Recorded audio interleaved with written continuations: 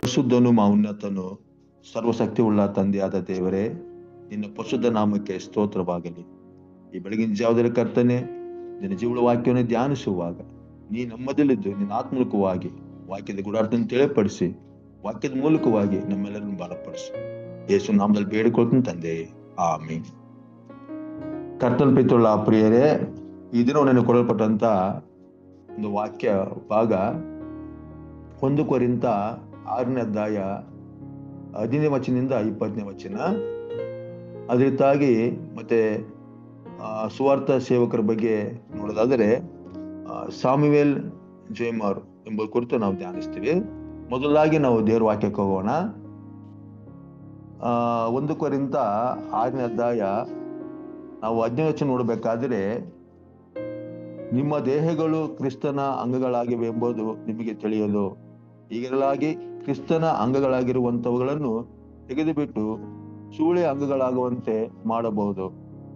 ಕರ್ತನ ಪ್ರೀತಿಯುಳ್ಳ ಪ್ರಿಯರೇ, ನಾವು ಈ 1 ಕೊರಿಂಥ 6ನೇ ಅಧ್ಯಾಯ 15ರಿಂದ 20 ವಚನ ನೋಡಬೇಕಾದ್ರೆ, ಇದರಲ್ಲಿ ನಾವು ಮುಖ್ಯವಾಗಿ 5 ವಿಷಯಗಳ ಬಗ್ಗೆ ನಾವು ತಿಳ್ಕೊಳ್ತೀವಿ. ಇಲ್ಲಿ ಕೊರಿಂಥ ಸಭೆಯಲ್ಲಿ ಇರುವಂತ ಲೈಂಗಿಕ ಅನೈತಿಕತೆ ಬಗ್ಗೆ ಪೌಲನು ಮಾತಾಡ್ತಿದ್ದಾನೆ. ಕ್ರಿಸ್ತನ ಮಕ್ಕಳಾದ ನಾವುಗಳು ಈ ಲೋಕದಲ್ಲಿ ಯಾವ ರೀತಿ ಪರಿಶುದ್ಧತೆಯನ್ನು ಕಾಪಾಡಿಕೊಳ್ಳಬೇಕು ಎಂಬುದು ಇಲ್ಲಿ ತಿಳಿಯಲ್ಪಡಿಸ್ತಾನೆ. ಅಂದು ಕೊರಿಂಥ ಸಭೆಯಲ್ಲಿರುವಂತ ಒಂದು ಜಾರತ್ವ ಕುರಿತು ಇಲ್ಲಿ ಪೌಲನು ಮಾತಾಡ್ತಿದ್ದಾನೆ. ಜಾರತ್ವವು ಇದೊಂದು ಭಯಂಕರವಾದ ಪಾಪವಾಗಿದೆ ಎಂಬುದು ಇಲ್ಲಿ ಪೌಲನು ಅಲ್ಲಿರುವಂತ ಜನಗಳಿಗೆ ತಿಳಿಸಲ್ಪಡ್ತಾನೆ. ಈ ದಿನವೂ ಸಹ ದೇವರು ವಾಕ್ಯದ ಮೂಲಕವಾಗಿ ನಮ್ಮ ಮಧ್ಯದಲ್ಲಿ ತಿಳಿಯಲ್ಪಡಿಸ್ತಿದ್ದಾನೆ. ಮೊದಲಾಗಿ ನೋಡ್ಬೇಕಾದ್ರೆ ಇದರ ತಿಳಿಬಾರಿ ಏನಂದ್ರೆ, ಕ್ರಿಸ್ತನ ಅಂಗವಾಗಿ ನಿಮ್ಮ ದೇಹವನ್ನು ಕಾಪಾಡಿಕೊಳ್ಳಿರಿ. ಅದಕ್ಕಾಗಿ ಈ ದಿನದ ಒಂದು ಬಾಯ್ಪಾಠ ವಚನ 1 ಕೊರಿಂಥ 6:19, ದೇವರಿಂದ ದೊರಕಿ ನಿಮ್ಮೊಳಗೆ ನೆಲೆಗೊಂಡಿರುವ ಪವಿತ್ರಾತ್ಮನಿಗೆ ನಿಮ್ಮ ದೇಹವು ಗರ್ಭಗುಡಿಯಾಗಿದೆ ಎಂಬುದು ನಿಮಗೆ ತಿಳಿಯದು. ಮೊದಲೇ ಒಂದು ಕಾರ್ಯ ಏನಂದ್ರೆ, ನಾವು ಕ್ರಿಸ್ತನಿಗೆ ಒಂದು ಅಂಗಗಳಾಗಿ ನಾವು ಕಾಣಲ್ಪಡ್ತೀವಿ. ಅಂದ್ರೆ ಕ್ರಿಸ್ತನಲ್ಲಿ ನಮ್ಮನ್ನು ಸೇಲ್ಪಟ್ಟವರಾಗಿ ಈ ಲೋಕದಲ್ಲಿ ನಾವು ಜೀವಿಸ್ತೀವಿ ಎಂಬುದು ಈ ವಾಕ್ಯ ಭಾಗ ಹೇಳ್ತಿದೆ. ಕ್ರಿಸ್ತನಲ್ಲಿ ಸೇಲ್ಪಟ್ಟಂತ ನಾವುಗಳು ನಮ್ಮ ಜೀವನ ಈ ಲೋಕದಲ್ಲಿ ಯಾವ ರೀತಿಯಾಗಿ ಇರಬೇಕು ಎಂಬುದು ಈ ವಾಕ್ಯ ಭಾಗ ಹೇಳ್ತಿದೆ. ನಡೆಯಿಂದಾಗಲಿ ನುಡಿಯಿಂದಾಗಲಿ ಬೇರೆ ಯಾವುದರಿಂದಾಗಲಿ ದೇವರು ನಮ್ಮನ್ನು ಘನಪಡಿಸಿ ಅಂತೇಳಿ ದೇವರು ವಾಕ್ಯ ಇಟ್ಟಿದೆ. ದೇವರು ನಮ್ಮ ಶರೀರಕ್ಕೆ ಕೊಟ್ಟಂತ ಅಂಗಗಳು ಬಹಳ ಪ್ರಾಮುಖ್ಯತೆ ಉಳ್ಳದಾಗಿದೆ. ಒಂದು ಶರೀರದ ಅಂಗಗಳು ಒಂದು ಆರೋಗ್ಯದಲ್ಲಿ ಒಳಗಾದರೆ ಅದರ ನೋವು ಆ ಶರೀರಕ್ಕೆ ಎಷ್ಟಿರ್ತಂಬುದು ಅಂಗಗಳಿಗೆ ನೋವಾದ ಜನಗಳಿಗೆ ಗೊತ್ತಾಗುತ್ತೆ. ಅದರಿಂದ ಶರೀರವಂತ ಪ್ರತಿಯೊಂದು ಅಂಗಗಳು ಚಿಕ್ಕದಾಗಲಿ ದೊಡ್ಡದಾಗಲಿ ಅದು ಶರೀರಕ್ಕೆ ಬಹಳ ಅಮೂಲ್ಯವಾಗಿದ್ದಾಗಿರುತ್ತದೆ. ಅದು ನಾವು ಸರಿಯಾದ ರೀತಿಯಲ್ಲಿ ಕಾಪಾಡಿಕೊಂಡು ಹೋದ್ರೂ ಮಾತ್ರ ನಮ್ಮ ಶರೀರವು ಅದು ಈ ಲೋಕದಲ್ಲಿ ಸರಿಯಾದ ರೀತಿಯಲ್ಲಿ ಇರಲಿಕ್ಕೆ ಸಾಧ್ಯವಾಗುತ್ತೆ. ಅದೇ ಪೌಲ ಹೇಳ್ತಾನೆ, ನೀವು ಕ್ರಿಸ್ತನ ದೇಹದಲ್ಲಿ ಒಂದು ಅಂಗ ಆಗಿದ್ದೀರಿ. ನೋಡ್ರಿ, ಕ್ರಿಸ್ತನಲ್ಲಿ ನಮ್ಮನ್ನು ಸೇರಿಸಲ್ಪಟ್ಟಿದ್ದಾನೆ. ಅಂದ್ರೆ ಸಭೆಯಲ್ಲಿ ಆಗುವಂತ ಜಾಗೃತ ಕುರಿತು, ಅಂದ್ರೆ ತಪ್ಪಾದ ಲೈಂಗಿಕ ಅನೈತಿಕತೆ ಕುರಿತು ಪೌಲನು ಇಲ್ಲಿ ಮಾತಾಡ್ತಾನೆ. ಒಬ್ಬ ಕ್ರಿಸ್ತನ ಮಗನಾದ ವ್ಯಕ್ತಿಯು ಹೇಗೆ ಯಾವ ರೀತಿ ಇರಬೇಕು ಅಂದ್ರೆ, ಕ್ರಿಸ್ತನಿಗೆ ಅವನು ಒಳಗಾಗಿ ಕ್ರಿಸ್ತನ ಶರೀರದಲ್ಲಿ ಒಂದು ಅಂಗವಾಗಿದ್ದಾರೆ ಎಂಬುದು ಅಲ್ಲಿ ಸ್ಪಷ್ಟವಾಗಿ ಹೇಳ್ತಾನೆ. ನಾವು ಆದಿಕಾಂಡ 1:20 ನೋಡ್ಬೇಕಾದ್ರೆ, ದೇವರು ಮನುಷ್ಯನನ್ನು ತನ್ನ ಸ್ವರೂಪದಲ್ಲುಂಟು ಮಾಡಿದಂತೆ ಅವ್ರು ಗಂಡು ಹೆಣ್ಣಾಗಿ ನಿರ್ಮಿಸಿದ ದೇವರು ವಾಕ್ಯ ಇಟ್ಟಿದೆ. ನೋಡಿ, ದೇವರು ಈ ಮಾನವನ ಮೇಲೆ ಎಷ್ಟು ಪ್ರೀತಿ ಇಟ್ಟಿದ್ದಾನೆ ಎಂಬುದು ಹೇಳ್ತಿದೆ. ಅದಕ್ಕೆ ಪೌಲನಲ್ಲಿ 6:15 ನಿಮ್ಮ ದೇಹಗಳು ಕ್ರಿಸ್ತನ ಅಂಗಗಳಾಗಿವೆ ಎಂಬುದು ನಿಮಗೆ ತಿಳಿಯೋದು, ಹೀಗಿರಲಾಗಿ ಕ್ರಿಸ್ತನ ಅಂಗಗಳಾಗಿರುವಂತವುಗಳನ್ನು ತೆಗೆದುಬಿಟ್ಟು ಸೂಳೆ ಅಂಗಗಳಾಗಿ ಮಾಡಬಹುದು. ನೋಡಿ ಎಂತ ಮಾತು ಹೇಳ್ತಾನೆ ಕರ್ತವ್ಯ. ಅಂದ್ರೆ ಇಲ್ಲಿ ನಮ್ಮ ಶರೀರದಲ್ಲಿ ಅಂಗಗಳಲ್ಲಿ ದೇವರ ಒಂದು ಸ್ಪರ್ಶ ಇದೆ ಅಂತ ಹೇಳ್ತಿದ್ದಾನೆ. ಇದನ್ನು ತಪ್ಪಾದ ಕಾರ್ಯಗಳಿಗೆ ಉಪಯೋಗಿಸ್ಕೊಳ್ಳೋದಾದ್ರೆ ಆ ಕ್ರಿಸ್ತನ ಸಹ ಕಾರ್ಯಗಳು ಒಳಪಡಿಸ್ತೀರಿ, ಅದು ನಿಮ್ಗೆ ಸರಿಯಾಗಿದೆಯಾ ಎಂಬುದು ಇಲ್ಲಿ ಕೇಳ್ತಿದ್ದಾನೆ. ಅದರಿಂದ ಈ ದಿನಮಾನದಲ್ಲಿ ಕರ್ತನ ಪಿತೃಳಿರುವ ವಾಕ್ಯ ನೋಡುವಾಗ ನಿಜವಾಗಲೂ ದೇವರು ನಮ್ಮನ್ನು ತನ್ನಲ್ಲಿ ಸೇರಿಸಿಕೊಳ್ಳಕ್ಕೆ ಶಕ್ತನಾಗಿದ್ದಾನೆ. ಅದರಿಂದ ಮೊದಲನೇ ಕಾರ್ಯ, ನಾವು ಕ್ರಿಸ್ತನಲ್ಲಿ ಒಂದು ಅಂಗವಾಗಿ ಕಾಣಲ್ಪಡ್ತೇವೆ ಎಂಬುದು ಹೇಳ್ತಾನೆ. ಮತ್ತೆ ಎರಡನೇ ಕಾರ್ಯ 14 ನೋಡ್ಬೇಕಾದ್ರೆ ನೋಡಿ, ಸೂಳೆಯ ಸಂಸರ್ಗ ಮಾಡುವವನು ಅವಳೊಂದಿಗೆ ಒಂದೇ ದೇಹವಾಗಿದ್ದೇನೆಂಬುದು ನಿಮಗೆ ತಿಳಿಯದು. ಗಂಡ ಹೆಂಡತಿ ಇಬ್ಬರು ಒಂದೇ ಶರೀರವಾಗಿರೋರೆಂದು ದೇವರು ಹೇಳುತ್ತಾನಲ್ಲ. ಇಲ್ಲಿ ಎರಡನೇ ಭಾಗ ನೋಡ್ಬೇಕಾದ್ರೆ ಇಲ್ಲಿ ಕುಟುಂಬದಲ್ಲಿ ಹೊಂದಾಣಿಕೆ ಬಗ್ಗೆ ನಮ್ಗೆ ಹೇಳ್ತಾನೆ. ಅಂದ್ರೆ ಕುಟುಂಬದ ಜೀವಿತವು ಒಂದಾಗಿರ್ಬೇಕು. ಅಂದ್ರೆ ಗಂಡ ಹೆಂಡತಿ ಇಬ್ಬರು ಒಂದೇ ಆಗಿದ್ದಾರೆ ಎಂಬುದು ದೇವರ ವಾಕ್ಯ ಹೇಳ್ತಿದೆ. ನೀವು ಆದಿಕಾಂಡ 2ನೇ ಅಧ್ಯಾಯ ಅಲ್ಲಿ 21-24 ನೋಡ್ಬೇಕಾದ್ರೆ ದೇವ್ರು ಹೇಳ್ತಿದ್ದಾನೆ, ಅವ್ರು ಒಂದೇ ಶರೀರವಾಗಿದ್ದಾರೆ ಅಂತ ಹೇಳ್ತಾನೆ. ಅದರಿಂದ ಅವರು ಗಂಡ ಹೆಂಡತಿ ಇಬ್ಬರು ಅವರು ಒಂದಾಗಿ ಜೀವಿಸ್ತಾರೆ, ಒಂದೇ ಒಂದು ಶರೀರಕ್ಕೆ ಒಳಗಾಗಿದ್ದಾರೆ ಎಂಬುದು ತಿಳಿಸಲ್ಪಡ್ತಿದೆ. ಅದ್ರಲ್ಲಿ ಈ ತೀರ್ಮಾನದಲ್ಲಿ ಕುಟುಂಬದಲ್ಲಿ ಗಂಡ ಹೆಂಡತಿ ಇಬ್ಬರು ಅವರು ಒಂದೇ ಶರೀರವಾಗಿದ್ದಾರೆ, ಅಂದ್ರೆ ಒಂದೇ ಐಕ್ಯತೆ ಉಳ್ಳವರಾಗಿ ಜೀವಿಸುವಂತ ಜನಗಳಾಗಿದ್ದಾರೆ ಎಂಬುದು ಹೇಳ್ತಿದ್ದಾನೆ. ಎಫೆಸ ಪತ್ರಿಕೆಯ ಹಾಗೆ ಗಂಡ ಹೆಂಡತಿ ಇಬ್ಬರು ಪ್ರೀತಿ ಉಳ್ಳವರಾಗಿರ್ರಿ, ಮತ್ತೆ ಕ್ರಿಸ್ತನಿಗೆ ನೀವು ಅಧೀನರಾಗಿರ್ರಿ, ಸಭೆಯಲ್ಲಿ ಸಾಕ್ಷಿ ಆಗಿರ್ರಿ ಎಂಬುದು ಹೇಳ್ತಾನೆ.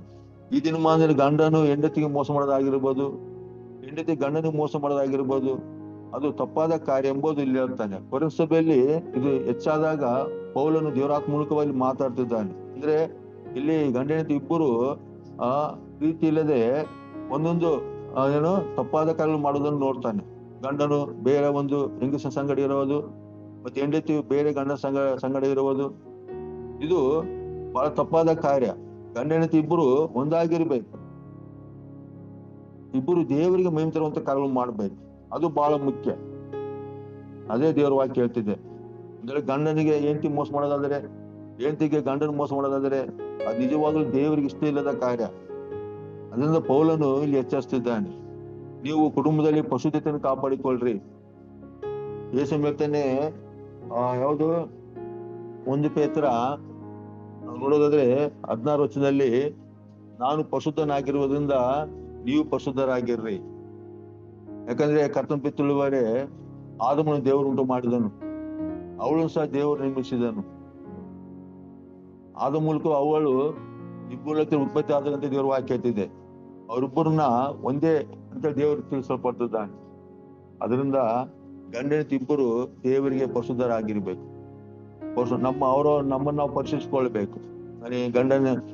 ಗಂಡನಿಗೆ ಹೆಂಡತಿ ಯೋಗ್ಯರಾಗಿದ್ದಾಳ, ಇಲ್ಲ ಹೆಂಡತಿ ಗಂಡನ ಯೋಗ್ಯನಾಗಿದ್ದಾನ, ಮತ್ತೆ ಹೆಂಡತಿ ಬಿಟ್ಟು ಗಂಡನ ಯಾವ ತಪ್ಪಾದ ಕಾರ್ಯ ಮಾಡ್ತಿದ್ದಾನ, ಒಂದು ಆಲೋಚನೆ ಆಗಿರ್ಬೋದು, ನೋಡುವಂತ ನೋಟಗಳಲ್ಲಾಗಿರ್ಬೋದು, ಪ್ರತಿಯೊಂದರಲ್ಲೂ ನಾವು ಪರಿಶುದ್ಧತೆಯನ್ನು ಕಾಪಾಡಿಕೊಳ್ಬೇಕು. ನಡೆ ನುಡಿ ಎಲ್ಲದರಲ್ಲೂ ನಾವು ದೇವರಿಗೆ ಪರಿಶುದ್ಧತೆ ಉಳ್ಳವರಾಗ್ಬೇಕು. ಇಬ್ಬರು ಗಂಡ ಹೆಂಡತಿ ಇಬ್ಬರು ಭಕ್ತಿವಂತರಾಗ್ಬೇಕು. ಅದನ್ನೇ ದೇವರ ವಾಕ್ಯ ಹೇಳ್ತಿದೆ. ಇಲ್ಲಿ ಪೌಲನು ಇಲ್ಲಿ ನಡೆಯುವಂತ ಒಂದು ಜಾಗೃತಿ ಬಗ್ಗೆ ಪೌಲನು ತಿಳಿಸ್ತಾನೆ. ಅಂದ್ರೆ ಏನಾಗಿದೆ ಅಂದ್ರೆ, ಹೆಂಡತಿ ಗಂಡನ್ ಬಿಟ್ಟು ಬೇರೆ ಸಂಗಡ ಹೋಗೋದು, ಗಂಡನ ಹೆಂಡತಿ ಬಿಟ್ಟು ಬೇರೆ ಸಂಗಡ ಹೋಗೋದು, ಇದು ತಪ್ಪಾದ ಕಾರ್ಯ ಎಂಬುದು ಈ ದೇವರ ವಾಕ್ಯ ತಿಳಿಸ್ತಿದೆ. ಅದರಿಂದ ಕ್ರೈಸ್ತರ ಮಕ್ಕಳಾದಂತ ಜನಗಳು ಅವ್ರಿಬ್ರು ಗಂಡ ಹೆಂಡತಿ ಇಬ್ರು ಪರಿಶುದ್ಧರಾಗಿರ್ಬೇಕು. ಪರಿಶುದ್ಧತೆಯನ್ನು ಕಾಪಾಡಿಕೊಂಡು ಹೋಗ್ಬೇಕು. ಏನೇ ಕಷ್ಟ ಬರ್ಲಿ, ಸಮಸ್ಯೆ ಬರ್ಲಿ, ಏನೇ ಇರ್ಲಿ, ಗಂಡನ ಯಾವ ರೀತಿ ಇರ್ಲಿ, ಹೆಂಡತಿ ಯಾವ ರೀತಿ ಇರ್ಲಿ, ಅವ್ರ ಗಂಡ ಹೆಂಡತಿಯಾಗಿ ಜೀವಿಸುವಾಗ ಅವ್ರು ಒಬ್ರೊಬ್ರು ಪ್ರೀತಿ ಉಳ್ಳವರಾಗ್ಬೇಕು. ಅದೇ ದೇವರು ಮೆಚ್ಚುವಂತ ಒಂದು ಒಳ್ಳೆ ಸಂದೇಶ ಎಂಬುದು ವಾಕ್ಯ ಹೇಳ್ತಿದ್ರು. ಅದರಿಂದ ಕರ್ತನ ಪಿತೃಳುವರೆ ಗಂಡ ಹೆಂಡತಿ ಒಂದೇ ಶರೀರವಾಗಿದೆ. ಅದ್ರಲ್ಲಿ ಎರಡನೇದಾಗಿ ಕುಟುಂಬದ ಪರಿಶುದ್ಧತೆ, ಅದ್ರ ಬಗ್ಗೆ ಪೌಲನು ಸ್ಪಷ್ಟವಾಗಿ ಹೇಳ್ತಾನೆ. ಕುಟುಂಬದಲ್ಲಿ ಪರಿಶುದ್ಧತೆಯನ್ನು ಕಾಪಾಡಿಕೊಂಡು ಹೋಗ್ರಿ, ಆಗ ನಿಮ್ಮ ಕುಟುಂಬದಲ್ಲಿ ಕರ್ತನು ವಾಸವಾಗಿರ್ತಾನೆ, ನೀವು ಭೂಲೋಕದಲ್ಲಿ ಒಳ್ಳೆಯ ಸಾಕ್ಷಿ ಉಳ್ಳವರಾಗಿ ಇರ್ತೀರಿ ಎಂಬುದು ಇಲ್ಲಿ ಪೌಲನು ಸ್ಪಷ್ಟವಾಗಿ ಹೇಳ್ತಾನೆ. ಮತ್ತೆ ಮೂರನೇ ಕಾರ್ಯ ನಾನು ನೋಡೋದಾದ್ರೆ, ಅಲ್ಲಿ 17 ವಚನ ನೋಡೋದಾದ್ರೆ, ಕರ್ತನ ಸನ್ಮಾರ್ಗದಲ್ಲಿ ಇರುವವನಾದರೂ ಆತನು ಒಂದೇ ಆತ್ಮವಾಗಿದ್ದಾನೆ. ಕರ್ತನ ಪಿತೃಳ ಪ್ರಿಯರ ಮಕ್ಕಳೇ, ಇಲ್ಲಿ ಮೂರನೇ ಕಾರ್ಯ ಅಂದರೆ ನಾವು ದೇವರಿಗೆ ಒಳಪಟ್ಟಂತ ಒಂದು ಆತ್ಮವನ್ನು ಹೊಂದಿದ್ದೇವಾಗಿದೆ ಎಂಬುದು ಹೇಳ್ತಾನೆ ಪೌಲನು. ಅಂದ್ರೆ ನಮ್ಮ ಆತ್ಮವು ದೇವರಿಗೆ ಅದು ಸಮರ್ಪಿತವಾಗಿದೆ ಅಂತ ಹೇಳ್ತಿದ್ದ.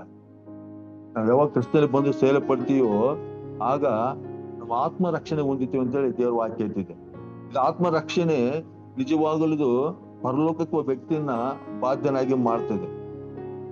ನೋಡಿ, ಕರ್ತನಲ್ಲಿ ನಾವು ಒಂದೇ ಆತ್ಮವಾಗಿದ್ದೀವಿ ಅಂತ ಹೇಳ್ತಾನೆ.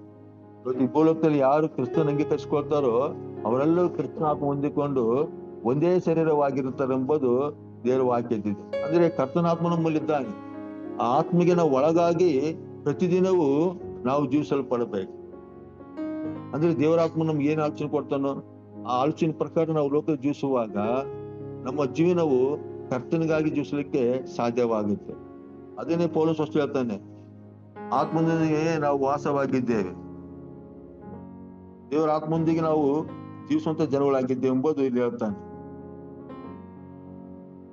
ನೀವು ಯೋಹಾನ 17:20 ನೋಡೋದಾದ್ರೆ ಅಲ್ಲೊಂದು ಮಾತು ಹೇಳ್ತಾನೆ. ಯೋಹಾನ 17 ಅಧ್ಯಾಯ ನಾವು 21 ನೋಡ್ಬೇಕಾದ್ರೆ ಅಲ್ಲಿ ಯೇಸು ಹೇಳ್ತಾನೆ, ನೀನ್ ನನ್ನನ್ನು ಕಳಿಸಿಕೊಟ್ಟಿದ್ದಿ ಎಂದು ಲೋಕವು ನಂಬೋದಕ್ಕಾಗಿ ಅವರೆಲ್ಲರೂ ಒಂದಾಗಿರ್ಬೇಕಂತಲೂ ತಂದೆಯೇ, ನೀನ್ ನನ್ನಲ್ಲಿಯೂ ನಾನ್ ನಿನ್ನಲ್ಲಿಯೂ ಇರುವ ಪ್ರಕಾರ ಅವರು ನಮ್ಮಲ್ಲಿ ಇರಬೇಕಂತಲೂ ಕೇಳಿಕೊಳ್ಳುತ್ತೇನೆ. ನಾವು ಒಂದಾಗಿರೋ ಪ್ರಕಾರ ಅವ್ರು ಒಂದಾಗಿರಬೇಕೆಂದು ನೀನ್ ನನಗೆ ಕೊಟ್ಟಿರುವ ಮಹಿಮೆಯನ್ನು ನಾನು ಅವರಿಗೆ ಕೊಟ್ಟಿದ್ದೇನೆ. ಇಲ್ಲಿ ಯೇಸ್ವಾಮಿ ಯೋಹಾನ 17 ಅಧ್ಯಾಯ 21 ನೋಡ್ಬೇಕಾದ್ರೆ ಇಲ್ಲಿ ಪ್ರಾರ್ಥಿಸ್ತಾನೆ. ದೇವರು ಪ್ರಾರ್ಥನೆಯಲ್ಲಿ ಅಲ್ಲಿ ತನ್ನ ಜನಗಳನ್ನ ದೇವ್ರ ಕೈಯಲ್ಲಿ ಒಪ್ಪಿಸಲ್ಪಡ್ತಾನೆ.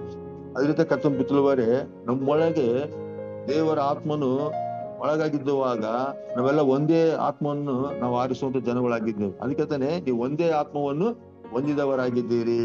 ಅದು ಯಾವ ಆತ್ಮ ಅಂದ್ರೆ ಕ್ರಿಸ್ತನ ಆತ್ಮ. ಕ್ರಿಸ್ತನ ಆತ್ಮ ನಮ್ಮಲ್ಲಿ ವಾಸವಾಗಿದೆ.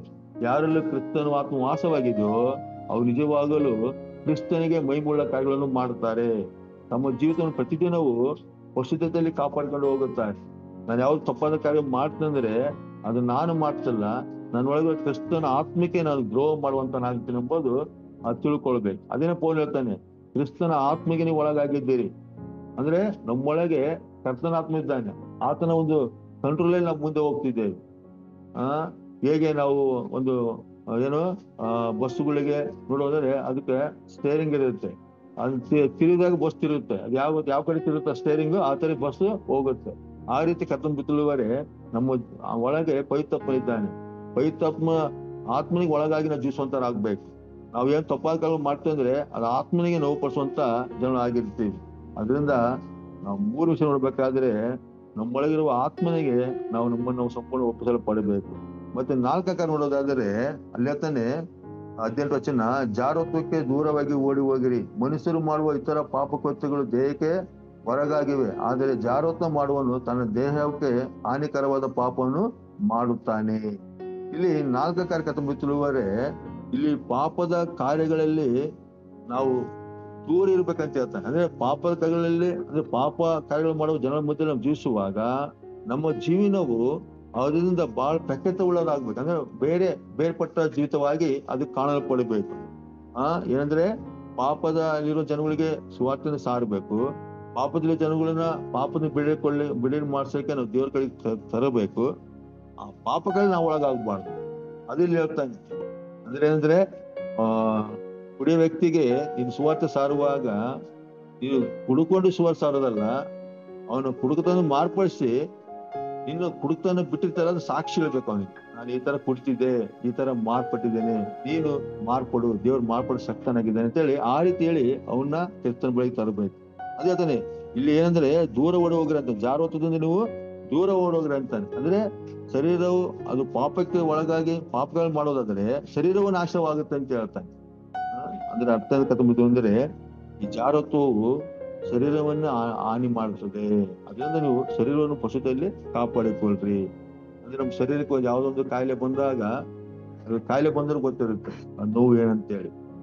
ಅಯ್ಯೋ ನಾನು ಇಂಥ ತಪ್ಪಾದ ಕಾರ್ಯ ಮಾಡಿದೆ, ನನ್ನ ಶರೀರಕ್ಕೆ ಅಂತ ಕಾಯಿಲೆ ಬಂದಿದೆ ಅಂತೇಳಿ ಅವರ ಕಾಯಿಲೆಗೆ ಮಾಡ್ತಾರೆ, ಕಷ್ಟಪಡ್ತಿರ್ತಾರೆ.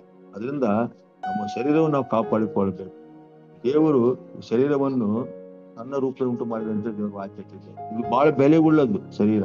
ಇದು ಮುಂದೆ ಪರಿಶುದ್ಧತೆ ಕಾಪಾಡಿಕೊಂಡ್ರೆ ಈ ಶರೀರ ಒಳಗೆ ಕ್ರಿಸ್ತನ ಇದ್ರೆ ಅದು ಮಹಿಮೆ ಶರೀರವಾಗಿ ಹೊಂದದಂತೆ. ಕ್ರಿಸ್ತನ ಬರುವಾಗ ಅದು ಮಹಿಮೆ ಶರೀರವಾಗಿ ಮಾರ್ಪಡ್ತದೆ. ಅದರಿಂದ ಈ ಲೋಕದಲ್ಲಿರುವಂತಹ ಶರೀರವು ಅದು ದೇವರು ಉಂಟು ಮಾಡಿದ್ದು. ಆ ಕೀರ್ತನೆ 119:72 ಇರ್ತದೆ, ನಿನ್ನ ಕೈಗಳು ನನ್ನ ರೂಪಿಸಿ ನಿಲ್ಲಿಸಿದವು.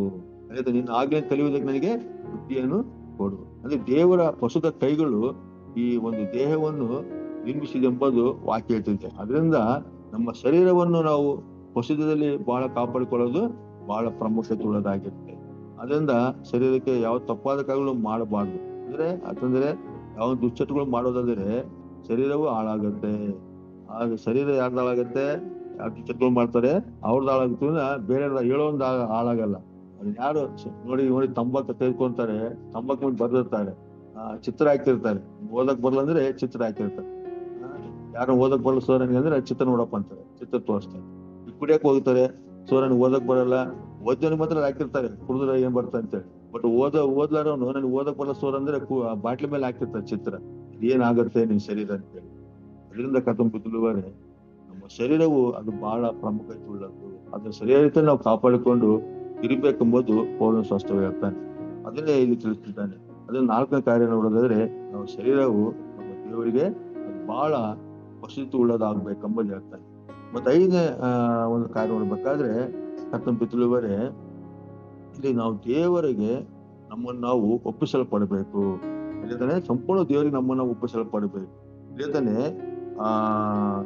ಯಾವುದು 19:20 ನೋಡ್ಬೇಕಾದ್ರೆ, ದೇವರಿಂದ ದೊರಕಿರುವ ನಿಮ್ಮೊಳಗೆ ನೆಲೆಗೊಂಡಿರುವ ಪವಿತ್ರಾತ್ಮನಿಗೆ ನಿಮ್ಮ ದೇವ ಗರ್ಭಗುಡಿಯಾಗಿದೆ ಎಂಬುದು ನಿಮಗೆ ತಿಳಿಯದು. ನೀವು ನಿಮ್ಮ ಸ್ವಂತ ಸೊತ್ತಲ್ಲ, ನೀವು ಕ್ರಯಕ್ಕೆ ಕೊಡಲ್ಪಟ್ಟವರು. ಆದ ಕಾರಣ ನೀವು ದೇಹದಲ್ಲಿ ದೇವರ ಪ್ರಭಾವವನ್ನು ಪ್ರಕಾಶ ಪಡಿಸಿರಿ. ಕರ್ತಂಬುತ್ತುವರೆ ಇಲ್ಲಿ ಕೊನೆಯದೇ ಹೇಳ್ತಾನೆಂದ್ರೆ 5ನೇದಾಗಿ ನಾವು ಲೋಕದಲ್ಲಿ ಒಂದು ಸಾಕ್ಷಿ ಉಳ್ಳವರಾಗ್ಬೇಕು. ನಮ್ಮ ಜೀವನ ಒಂದು ಸಾಕ್ಷಿ ಜೀವಿತ ಆಗ್ಬೇಕು. ಅಂದ್ರೆ ತಪ್ಪಾದ ಕಾರ್ಯಗಳು ಮಾಡಿದ್ರೆ ಸಹ ಅದನ್ನ ಪರಿವರ್ತನೆ ಆಗಿ ಬೇರೆಯವರಿಗೆ ನಮ್ಮ ಜೀವನ ಸಾಕ್ಷಿ ಆಗಿರ್ಬೇಕು.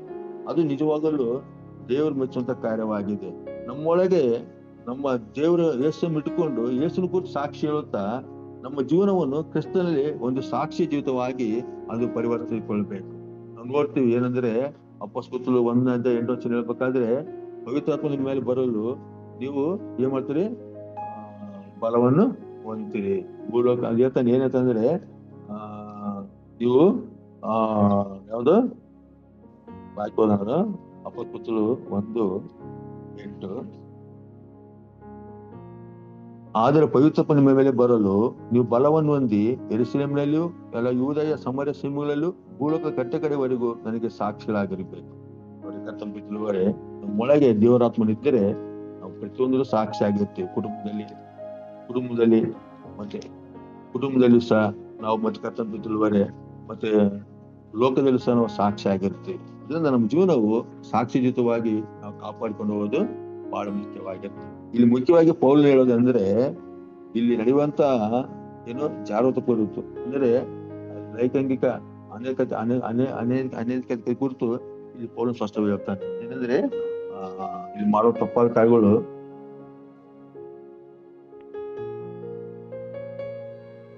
ಅಂದ್ರೆ ಶರೀರದಲ್ಲಿ ನೀವು ತಪ್ಪಾದ ಕಾರ್ಯಗಳು ಮಾಡಿ ಹಾಳು ಮಾಡಿಕೊಳ್ಬೇಡಿ. ನಿಮ್ಮ ಕುಟುಂಬವನ್ನು ನೀವು ಪರಿಶುದ್ಧತೆ ಕಾಪಾಡಿಕೊಳ್ರಿ. ಸಭೆಯಲ್ಲಿ ನೀವು ಸಾಕ್ಷಿ ಆಗಿರ್ರಿ. ಮತ್ತೆ ನೀವು ಕ್ರೈಸ್ತತ್ವ ಹೇಗಿರ್ಬೇಕು, ಒಬ್ಬ ಕ್ರೈಸ್ತನು ಯಾವ ರೀತಿ ಇರ್ಬೇಕು ಎಂಬುದು ಪೌಲನು ಸ್ಪಷ್ಟವಾಗಿ ತಿಳಿಸ್ತಾರೆ. ಅದರಿಂದ ಕ್ರೈಸ್ತರು ನಿಜವಾದ ಕರ್ತಂಬುತ್ತುವರೆ ಗಣ್ಯರಿಬ್ಬರು ದೇವರಿಗೆ ಮಹಿಮೆ ತರುವಂತ ಕಾರ್ಯಗಳು ಮಾಡ್ಬೇಕು. ಸಭೆಯಲ್ಲಿ ಸಾಕ್ಷಿ ಆಗಿರ್ಬೇಕು, ಕುಟುಂಬದಲ್ಲಿ ಸಾಕ್ಷಿ ಆಗಿರ್ಬೇಕು, ಲೋಕದಲ್ಲಿ ಸಾಕ್ಷಿ ಆಗಿರ್ಬೇಕು. ನಮ್ಮೊಳಗೆ ದೇವರಾತ್ಮ ನೆಲೆಗೊಂಡಿದ್ದಾನೆ. ನಾವು ದೇವರಾತ್ಮನು ನೆಲೆಗೊಂಡಿದೆ ಅಂತೇಳಿ ಒಂದು ಜ್ಞಾನ ನಮ್ಗೆ ಇರಬೇಕು. ದೇವರಾತ್ಮಗೆ ನಾವು ಯಾವಾಗಲೂ ತಪ್ಪಾದ ಕಾರ್ಯಗಳು ಮಾಡಬಾರ್ದು. ಯಾಕಂದ್ರೆ ಆ ದೇವರಾತ್ಮಗೆ ನಾವು ಒಳಗಾಗಿ ಜೀವಿಸುವಾಗ, ಪವಿತ್ರದಲ್ಲಿ ನಮ್ಮ ಜೀವಿತವನ್ನು ಕಾಪಾಡಿಕೊಂಡು ಹೋಗುವಾಗ ಖಂಡಿತವಾಗ್ಲೂ ಕರ್ತಂಬುತ್ತುವರೆ ದೇವರನ್ನು ಕುಟುಂಬ ನಡೆಸಲಿಕ್ಕೆ ಶಕ್ತನಾಗಿರುತ್ತಾನೆ. ತಾನು ನಂಬಿದವರನ್ನ ಆತನ ಯಾವತ್ತೂ ಕೈ ಬಿಡಲಾರ. ಇದರಿಂದ ಪೌಲನು ಹೇಳೋ ಮಾತೆಂದರೆ, ಮೊದಲಾಗಿ ಕ್ರಿಸ್ತನಗಳಾಗಿದ್ದೀರಿ ಅಂತ ಹೇಳ್ತಾನೆ. ಅಷ್ಟು ಮಾತ್ರವಲ್ಲ, ಅಲ್ಲಿ ಹೇಳ್ತಾನೆ ಕರ್ತಂಬುತ್ತುವರೆ ದೇವರಿಗೆ ನಮ್ಮನ್ನು ದೇಹ ಒಪ್ಪಿಸಲ್ಪಟ್ಟಿದೆ. ಮೂರನೇದಾಗಿ ಕುಟುಂಬದಲ್ಲಿ ಪರಿಶುದ್ಧತೆ ಅದು ಬಹಳ ಮುಖ್ಯ. ಮತ್ತೆ 4ನೇ ಕರ್ತಂಬುತ್ತುವರೆ ಪಾಪಗಳಿಂದ ನೀವು ಪ್ರತ್ಯೇಕ ಉಳ್ಳವರಾಗಿರಿ. ಪಾಪ ನಿಮ್ಮಲ್ಲಿ ಆಳ್ಕೆ ಮಾಡುವಾಗ ಅದು ಬಹಳ ಎಚ್ಚರಿಕೆ ಉಳ್ಳವರಾಗಿರಿ ಅಂತ ಹೇಳ್ತಾನೆ. ಯೋಸೆಫ್ ನೋಡುವಾಗ ಯೋಸೆಫನು ಸಹ ಎಚ್ಚರಿಕೊಳ್ಳವನಾದನು ಐಗುಪ್ತ ದೇಶದಲ್ಲಿ. ಅದರಿಂದ ದೇವರವನ್ನ ದೊಡ್ಡ ಅದ್ಭುತಕಾರ ಜೊತೆ ಮಾಡಿ ದೊಡ್ಡ ಉದ್ಯೋಗವನ್ನು ಕೊಟ್ಟನು. ಮತ್ತೆ ನಾವು ಕೊನೆಯಲ್ಲಿ ನೋಡ್ಬೇಕಾದ್ರೆ ನಮ್ಮ ಜೀವನ ಸಾಕ್ಷಿ ಜೀವಿತವಾಗಿರ್ಬೇಕು. ಸಾಕ್ಷಿಯಲ್ಲಿ ನಾವು ಜೀವಿಸುವಂತ ಜನಗಳಾಗ್ಬೇಕು. ಒಂದು ಮಾದರಿ ಜೀವಿತವನ್ನು ನಾವು ಜೀವಿಸುವಂತ ಜನಗಳಾಗಿರ್ಬೇಕೆಂಬುದು ಈ ವಾಕ್ಯತೆಗೆ. ಇಲ್ಲೊಬ್ಬ ಸುವಾರ್ಥ ಸೇವಕರ ಸಾಕ್ಷಿ ನೋಡೋಣ. ಅವರ ಹೆಸರು ಸಾಮುವೇಲ್ ಜ್ವಾಮರ್ ಎಂಬ ನಾವು ನೋಡ್ತೀವಿ. ಇವರು ಮುಖ್ಯವಾಗಿ ಇಸ್ಲಾಂ ಅಂದ್ರೆ ಮುಸ್ಲಿಮ್ಸ್ ರಾಷ್ಟ್ರಗಳಿಗೆ ಹೋಗಿ ಸುವಾರ್ಥ ಸೇವೆಯನ್ನು ಮಾಡಿರ್ತಾರೆ. ಮುಸ್ಲಿಂ ಜನಗಳ ಹತ್ರ ಸುವಾರ್ಥ ಸೇವೆ ಮಾಡಬೇಕಂದ್ರೆ ಬಹಳ ಕಷ್ಟಕರವಾದ ಕೆಲಸ. ಆದ್ರೆ ಇವ್ರು ಹೋಗಿ ಸುವಾರ್ಥ ಸೇವೆ ಮಾಡಿದ್ರು. ಇವರು ಜನನ ಅಮೆರಿಕ ದೇಶದವರು, ಅಮೆರಿಕದಲ್ಲಿ ಜನಿಸಿದರು. ಇವ್ರ ಜನನ ಯಾವಾಗಂದ್ರೆ ಏಪ್ರಿಲ್ 12ನೇ ತಾರೀಕು 1867 ಇವ್ರು ಜನಿಸ್ತಾರೆ. ಇವ್ರ ಮರಣ ಏಪ್ರಿಲ್ 2, 1952 ಇವ್ರು ಮರಣ ಹೊಂದ್ತಾರೆ. ಇವರು ಸುವಾರ್ಥ ಹೋಗ್ಬೇಕಾದ್ರೆ ಇವ್ರಿಗೆ 2 ಚಿಕ್ಕ ಹೆಣ್ಣು ಮಕ್ಕಳು ಇರ್ತಾರೆ. ಸುವಾರ್ತೆಯಲ್ಲಿ ಆ ಮಕ್ಕಳು ಸತ್ತು ಹೋಗ್ತಾರೆ. ಆದ್ರೂ ಇವರು ಕ್ರಿಸ್ತನ ಪ್ರೀತಿಯಲ್ಲಿ ಬಲವಾಗಿ ಉಳ್ಳವರಾಗಿರ್ತಾರೆ. ಇವ್ರು ಎಷ್ಟು ಅಪಾಯಗಳು, ಎಷ್ಟು ಅವಮಾನ ಬಂದ್ರು ಸಹ ಅದನ್ನ ದೇವನಾಮದಲ್ಲಿ ಸಹಿಸಿಕೊಂಡು ಕ್ರಿಸ್ತನ ನಂಬಿಕೊಳ್ಳವರಾಗಿ ಆ ಮುಸ್ಲಿಮ್ಸ್ ಜನಗಳ ಮಧ್ಯದಲ್ಲಿ ಸೇವೆ ಮಾಡ್ತಾರೆ. ಅನೇಕ ಮುಸ್ಲಿಮ್ಸ್ ಜನಗಳನ್ನ ಕ್ರಿಸ್ತನ ಕಡೆಗೆ ನಡೆಸ್ತಾರೆ. ಅಷ್ಟು ಮಾತ್ರ ಅಲ್ಲ, ಕ್ರಿಸ್ತನ ಸುವಾರ್ತೆಯನ್ನು ಅವರು ಯೋಗ್ಯ ರೀತಿಯಲ್ಲಿ ಮಾಡಿ ಕ್ರಿಸ್ತ ನಂಬಿಕೆಯನ್ನು ಕಾಪಾಡಿಕೊಂಡು ಕೊನೆಯದಾಗಿ ಅವರೊಂದು ರಕ್ತ ಸಾಕ್ಷಿಯಾಗಿ ತಮ್ಮ ಜೀವನವನ್ನು ದೇವರಿಗೆ ಒಪ್ಪಿಸಲ್ಪಡ್ತಾರೆ. ಮತ್ತು ಅನೇಕ ಕಡೆಯಲ್ಲಿ ಇವರು ದೇವರಾಲಯ ಕಟ್ತಾರೆ. ಅನೇಕರನ್ನ ಸೇವಕರಾಗಿ ಮಾರ್ಪಡಿಸಿ ಕ್ರೈಸ್ತ ಒಂದು ಸುವಾರ್ತೆಯನ್ನು ಮುಸ್ಲಿಂ ರಾಷ್ಟ್ರದಲ್ಲಿ ಹೆಚ್ಚಾಗಿ ಪ್ರಬಲಗೊಳಿಸ್ತಾರೆ. ಮತ್ತು ಇಷ್ಟು ಮಾತ್ರ ಅಲ್ಲ, ಕೊನೆಯದಾಗಿ ಇವರು ಕುಟುಂಬ ಸಹಿತ ಕ್ರಿಸ್ತನಿಗಾಗಿ ಜೀವಿಸಿ ಬಲವುಳ್ಳ ಸಾಕ್ಷಿಯಾಗಿ ಇವರು ಇರ್ತಾರೆ ಎಂಬುದು ಈ ವಾಕ್ಯ ಭಾಗ್ಯ. ಅದರಿಂದ ನಮ್ಮ ಜೀವನದಲ್ಲಿ ಸಹ ಕಷ್ಟಗಳು ಸಮಸ್ಯೆ ಬರುವಾಗ ನಾವು ಸೋತು ಹೋಗದೆ ದೇವರ ನಮ್ಮ ನಂಬಿಕೆ ಇಟ್ಟು ಸುವಾರ್ತೆಯನ್ನು ಸಾರೋಣ. ದೇವರು ಖಂಡಿತವಲ್ಲ ಅಥವಾ ನಂಬಿದವನ್ನ ಯಾವತ್ತೂ ಕೈ ಬಿಡಲ್ಲ. ದೇವರ ವಾಕ್ಯನ ಆಶ್ರಯ ಮಾಡಿ ಆಮೇಲೆ ಪ್ರಾರ್ಥನೆ ಮಾಡೋಣ. ಹೊಸದಾದ ದೇವರೇ, ಅದ್ಭುತ ಮಾಡುವಂತ ಕರ್ತನೆ, ನಿನ್ನ ನಾಮಕ್ಕೆ ಸ್ತೋತ್ರ. ದೇವರೇ, ನಮ್ಮ ಜೀವಿತದಲ್ಲಿ ನೀನು ವಾಸವಾಗಿದ್ದೀಯಪ್ಪ. ಪ್ರತಿದಿನ ನಾವು ಮಾಡುವ ಕಾರ್ಯಗಳು ಅವು ನಿನಗೆ ಮಹಿಮೆ ತರುವಂತದ್ದು ಆಗ್ಬೇಕು ದೇವರೇ. ಯಾಕಂದ್ರೆ ನಿನ್ನ ಪ್ರೀತಿ ದೊಡ್ಡದಪ್ಪ. ನೀನು ನಂಬಿದವ್ರನ್ನ ಯಾವತ್ತೂ ಕೈ ಬಿಡ್ಲಾರಿ.